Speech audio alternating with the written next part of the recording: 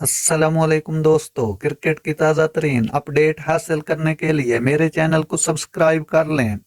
Team का morale बुलंद है, अगले मैचेस में बेहतर परफॉर्म करेंगे। इफ्तिखार अहमद। पाकिस्तान क्रिकेट टीम के ऑलराउंडर इफ्तिखार अहमद का कहना है कि बांग्लादेश के खिलाफ जीत के बाद टीम का मोराल बुलंद हुआ है, अगले मैचेस में और बेहतर परफॉर्म करेंगे।